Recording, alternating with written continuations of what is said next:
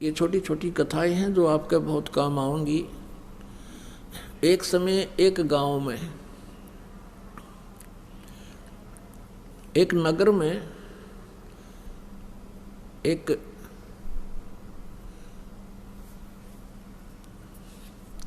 सेठ रहता था और उसने अपने गुरुजी से जो ज्ञान प्राप्त किया था उससे ये पता लग गया था कि भाई अब ये व्यवसायिक जो लोग होते हैं ये इन्हें देखा करें कि अभी कहाँ मुझे लाभ होगा, इन मोक्ष से कोई लेना देना नहीं होता। तो उसने ये पता पूछ लिया अपने गुरुजी से जब सत्संग कर रहे थे। फिर बाद में पूछा कि गुरुजी, यूँ कहते हैं कि जैसे इस जन्म में किसी ने किसी से पैसा ले लिया और वो नहीं दे सका तो अगले जन्म में वो 1000 गुना करके वापस देना पड़ेगा। कहाँ बेटा ऐसा ही होता है। तो उस लाला जी ने क्या कराया, अपना बोर्ड लगा दिया दुकान के आगे कि अभी कर्ज ले जाओ, जिसने कर्जा चाहिए, किसी ने लोन चाहिए ले सकता है, लेकिन अगले जन्म में लूँगा, इस जन्म में लूँ कोई ना। अब ये जो पैसे के पुजारी होते हैं ये इसे इतनी गिरजन की वृत्ति बताते हैं। एक लाला जी मर गया, यम के दूत पकड़ के ले गए। तो उससे पूछने लगे, भाई तेरे को पहले स्वर्ग में भेजा या नरक में, क्योंकि तेरे इतने पुण्य इतने पाप। नो बोला दोनों के बीच में बिठा दे, नो उनके भी आओगे गा कर, नरक वाले भी आओगे, दोनों के बीच में बिठा दो मैंने। यानी वहाँ भी अपने बिजनेस पॉइंट व्यू से ही सोचा उसने।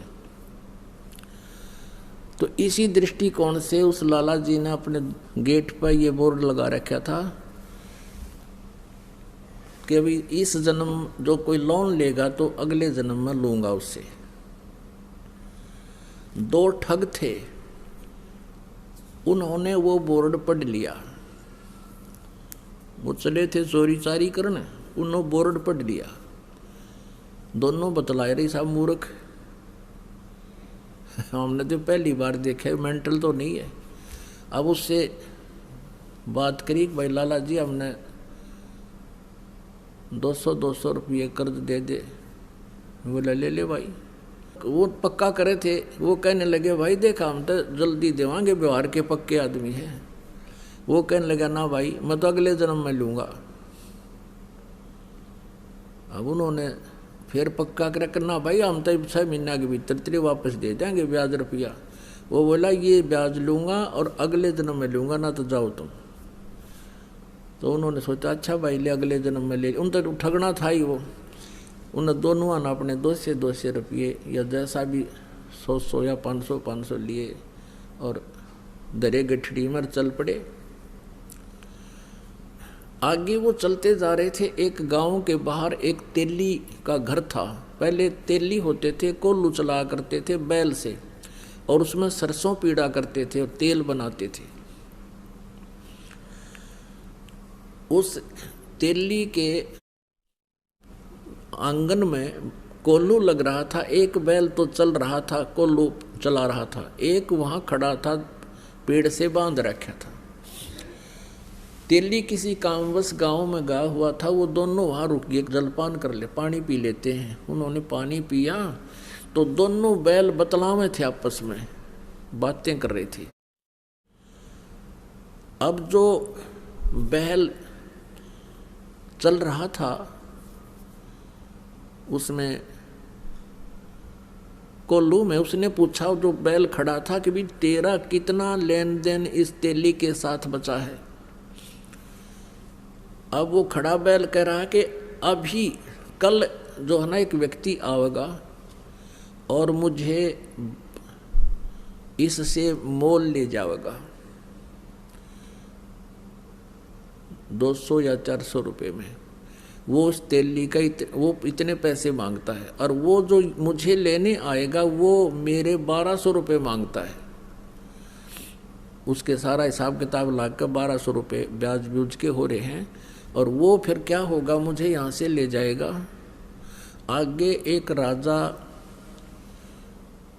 ने हाथियों का युद्ध करवा रखा होगा आपस में भिड़ंत, और उसमें इनाम रखा होगा 12 रुपये का रखा हुआ है। मुझे वो ले जाएंगे, उनका वो तमाशा देखने लग जाएंगे हाथियों के झगड़े लड़ाई को, और मैं उस हाथी को हरा दूंगा जिसने सबको पराजित कर दिया होगा, और फिर मुझे 1200 रुपये का इनाम मिलेगा मेरे उस मालिक को जो यहाँ से ले जाएगा। मेरी मृत्यु हो जाएगी, मेरा और उसका हिसाब बराबर हो जाएगा। भाई मैंने पिछले जन्म में उससे जो ना 20 रुपये लिए थे, आज वो 1200 हो गए।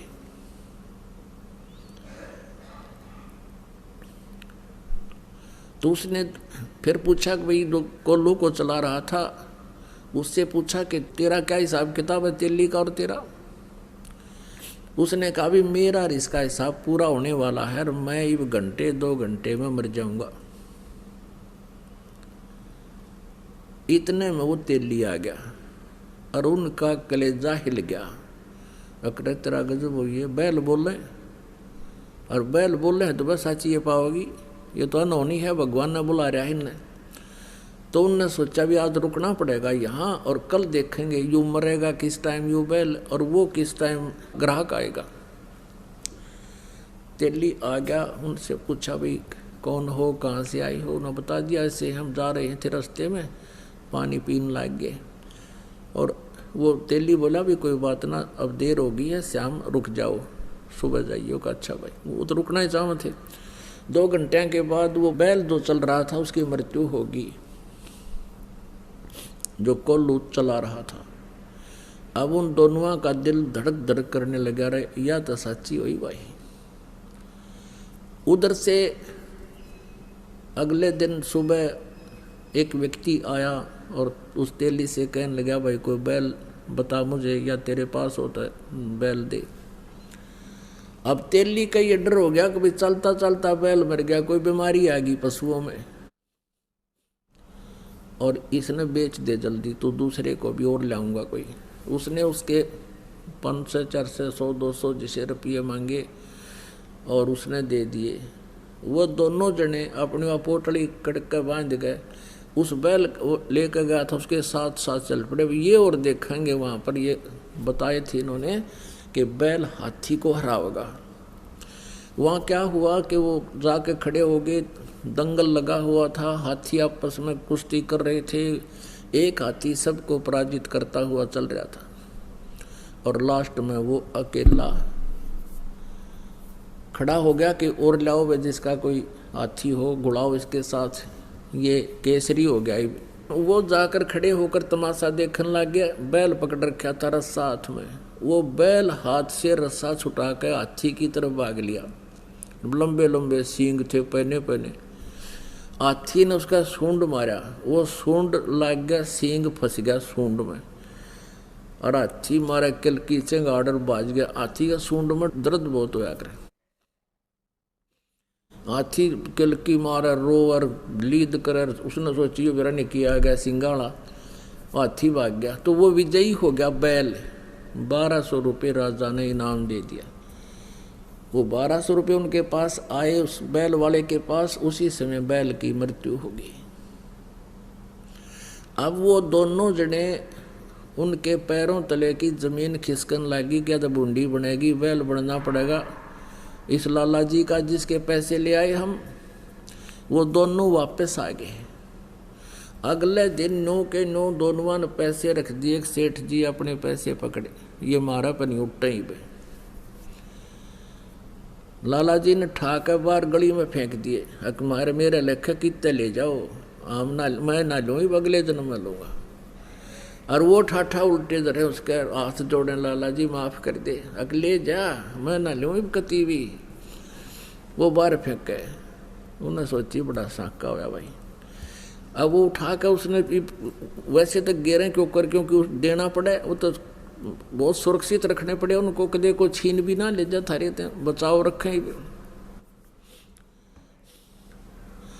तो उसने सोचा भी साधु संतों के पास इसका कोई समाधान होता है। एक संत कहीं बैठा था, वहाँ पहुँच गए और कहने लगे महाराज जी हम एक कसूते संकट में फंस गए, कोई समाधान बताओ। सारी कहानी बता दी। अब वो संत बोला, भाई एक काम करो, इसका कोई धर्म पुण्य में ला दो उस लाला जी के नाम पे। तुम यूं करो, एक धर्मशाला बनवा दो मेन रास्ते पे, और एक कुआं बनवा दो, और उस पर लिखवा दो लाला जी उस सेठ का नाम कि उसके नाम की धर्मशाला। और तुम यूं करियो, उसमें किसी को रुकने मत देना है, और ना उस कुएं में तो पानी किसी को पीने देना। बोला जी फिर क्या होगा? फिर तुम मैं बताओगे क्या होगा, और जो मैं कहूँ इतना कर दो। अब वो ने सोचा भी महात्मा ने जो कहा है तो बात, फिर ये जाना आगे क्या होगा। उन्होंने एक मेन रास्ते पर जो स्टेशन से उतर कर गाँव को आता था, स्टेशन से उतर करके जो यात्री आते थे उस नगर के, स्टेशन 2-3 किलोमीटर की दूरी पर था नगर से, उसके बीच में बनवा दिया। उसके मतलब 2-2.5 किलोमीटर था तो 1.25 किलोमीटर दूरी पर बना दिया, और वो कुआं बना दिया, एक धर्मशाला बना दी, लिख दिया लाला जी का नाम जिस पर उन्होंने लोन लिया था, उधार ली थी। अब वहाँ यात्री आवें और पानी पीने या थोड़ी देर विश्राम करने के लिए धर्मशाला की तरफ जाऊं, वो दोनों लकड़े लठ लेकर, खबरदार तो यहाँ आगे होता है, चलो यहाँ से। तो वो कहने लगे, भाई क्यों, तुमने धर्मशाला बनवा रखी, कुआं बनवा रखा, तो रुकने क्यों नहीं देते, जल क्यों नहीं पीने देते? हकील लाला जी ने पूछ लो भाई, इसने मना कर रखा है कि यहाँ हम दोनों नौकर छोड़ रखे हैं, और कह रखा है ना इसमें किसी को रुकने देना, ना इसमें पानी पीने देना किसी को। इमाम आदमी ने बोले, बड़ा मूर्ख आदमी, इतना पैसा ला दिया और फिर किसी को यहाँ टिकने भी नहीं देते। आयु यो कैसा लाला जी हुआ, सब गाली देते जाओ। एक दिन उसका समधी आ गया, उसके लड़की ब्याह रखी थी, वो समधी भी आया, उसने देखा पढ़ा अको हो तो अपने ही रिश्तेदार का बनवाया हुआ है, और अच्छी मरोड़ सी में पहुंचा, चला उधर को। वो दोनों लकड़े लठ ले गए, खबरदार जो इधर आया था। वो कहने लगा, अरे क्या बात भाई, मैं इसका रिश्तेदार हूँ। ने बोला, बाहर चल, तू किससे का रिश्तेदार हो? इसने ये कह रखा इस सेठ ने कि इस धर्मशाला में कोई रुक नहीं जा, और इस कुएं से कोई पानी नहीं पी ले, हमारी ड्यूटी ला रखी है। वो कहने लगा, रहा ये बड़ा नालायक आदमी, मैं तो इसको बहुत अच्छा आदमी समझूं था रिश्तेदार को, ये तो जमा दुष्ट इंसान है, हैं? बता, प्याऊ बनवा रखी, कुआं बनवा रखा, धर्मशाला बनवा रखी, और किसी को रुकने नहीं दे रहा। वो आया, फिर अपने रिश्तेदार के घर आना ही था उसने, तो उसने उससे कहा, रे तू बड़ा नकम्मा आदमी, क्यों तो इतना पैसा लगावा था, तने वहाँ कितने पैसे लगा रखे, धर्मशाला बनवा रखी, कुआं बनवा रखा, और वो 2 मस्टंडे छोड़ रखे, तन ना पानी पीने देते किसी ने, और ना वहाँ रुकने देते, फिर क्यों इतना पैसा बर्बाद किया, तेरी बुद्धि खराब होगी क्या?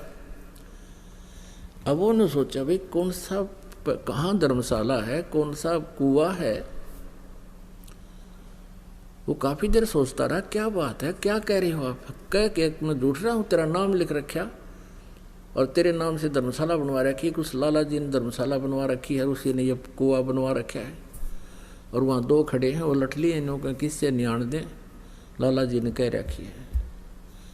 उसने सोची, देखूँ तो कहाँ, वो उस दोनों जने आए, देखे तो वह खड़े सामने लठ ले। वो जान गया कि ये तो भाई मेरी बेइज्जती करवा दी न। तो कहने लगे, भाई तुम क्यों कर पीछा छोड़ो मेरा। वो सेठ बोला, ने बोला, हमारी वो कलम तार दे और कह दे मेरे आए हो लिए। भाई ये 2 जोड़े हाथ, मैंने तुम्हारे अपने लोन ख़त्म कर दिया और मान लिया भाई तेरा, तुम्हारे सारे पैसे आ गए, मेरी बेइज्जती ना करो तुम। तो वो अपना गए और फिर मजदूरी करके अपना गुजारा किया, साधु संतों से उपदेश लिया, भक्ति की, कल्याण करवाया। तो पुण्यात्माओं, ये सत्कर मान लेना, भले ही आपको एक दंत कथा लगे, लेकिन ये आपके हृदय में उतर जानी चाहिए। आज क्या हालत है जीव की। तो इस प्रकार जब अध्यात्म ज्ञान हो जाएगा आपको, आप ये गलती नहीं कर सकते हैं। ये दास देख रहा है, पहले शराब पिया करते थे, ताश खेला करते थे, दुनिया ने लूटा करते थे, 2 के 20 बनाया करते थे, चाहे कोई दूध बेचा था या कोई दुकानदार था, और दूनी बिरान माटी हो रही थी उनकी। और आज वो प्राणी है, किसी का 10 रुपये आ जाते हैं ना, घर दे काम वापस। एक बहन बता रही थी कि मैंने एक लाला जी से कपड़ा लिया, उसने रेट बताया, कम बत्ती करके जो हमारा फाइनल रेट हुआ वो 200 रुपये का हुआ, और मैंने उसको 1000 का नोट दे दिया, उसने मेरे को 1250 रुपये वापस दे दिए, क्यों करके उसका धोखा लगा। तो मैंने उस टाइम तो ध्यान रहा नहीं, और घर आके देखा कि मैं तो इतना का सामान लाई हूँ, इतना पैसा मेरे पास, ये फालतू आ गया सेठ का। अगले दिन गई और उसके वापस पैसे दिए उसने, जितने भी वो फालतू थे, वो उसके मुंह का नहीं देखा है। ए बेटी तू तो देवी उतर रही है, यहाँ तो ठा ले जा, वापस देने की बात दूर से। जब दाव लग जाता कि मैं और भी ठा ले जा लोग, और तू वापस देना आ गई, मेरा तो याद भी ना थे। तो पुण्यात्माओं, इस प्रकार फिर आप के पास किसी का एक नया पैसा भी हजम नहीं हो सकता। आत्मा नहीं मानना आपकी, क्योंकि इसको पता है फिर के दुर्गति होगी और कैसे पूरे करने पड़ेंगे। गधा बन के कुम्हार के घर पे ये प्राणी उसके पूरे करेगा, और फिर कितना कष्ट उसके ऊपर से गुजरेगा वही जाने। तो पुण्यात्माओं, परमात्मा कहते हैं अपनी महिमा बताने के लिए कि तुमने उस दरगाह का मैल नहीं देखा और धर्मराज के तिल तिल का लेखा।